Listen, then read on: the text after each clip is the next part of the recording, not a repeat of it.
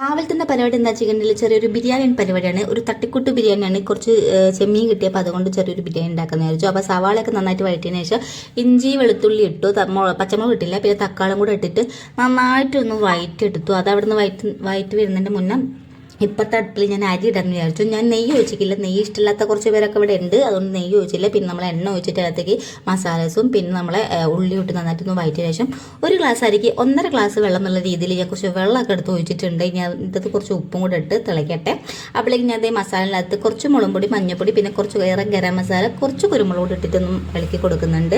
നന്നായിട്ട് ഇളക്കിയതിന് ശേഷം നമ്മൾ വേവിച്ച് വെച്ച ചെമ്മീൻ ഇതിൻ്റെ അകത്തേക്ക് ഇട്ട് നന്നായിട്ടൊന്നും ഇളക്കി കൊടുക്കാം. ഞാൻ വല്ല ചെറിയ ചെമ്മീനാണ്, അതേ വലിയ ചെമ്മീനൊന്നും അല്ല കേട്ടോ, ചെറിയൊരു ചെമ്മീൻ മേടിച്ചിട്ടുള്ളത്, അതുകൊണ്ട് തട്ടിക്കൂട്ട് ബിരിയാണി എന്ന് പറയുന്നത്.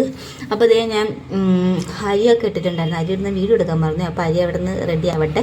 അപ്പോഴേക്കും നമ്മൾ ചെമ്മീനൊക്കെ ഇവിടെ സെറ്റായിട്ട് വന്നിട്ടുണ്ട്. ചെമ്മീനൊക്കെ എന്താ വില എന്നറിയാവോ?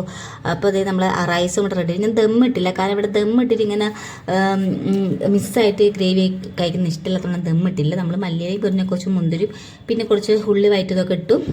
പിന്നെ ഞാൻ ക്ലാസ്സിലൊക്കെ പോയി വന്നിട്ട് ഇന്ന് നേരത്തെ ഇറങ്ങി ബിരിയാണി ആയതുകൊണ്ട് അതുകൊണ്ട് ഗ്രേവി ചോറിൻ്റെ ഉള്ളിലും ചോറ് മേലെ ഇട്ടിട്ട് ഞാൻ കഴിച്ചു. പപ്പടും സാലഡും ഒക്കെ ഉണ്ടായിരുന്നു. നല്ല ടേസ്റ്റ് ഉണ്ടായിരുന്നു, സൂപ്പറായിരുന്നു, നല്ല ടേസ്റ്റ് ഉണ്ടായി. എനിക്ക് ഭയങ്കര ഇഷ്ടപ്പെട്ടു. അപ്പോൾ ഇന്നത്തെ വീഡിയോ ഇത്രയും ഇഷ്ടപ്പെട്ട ചാനലൊന്ന് സബ്സ്ക്രൈബ് ചെയ്തേക്കണേ.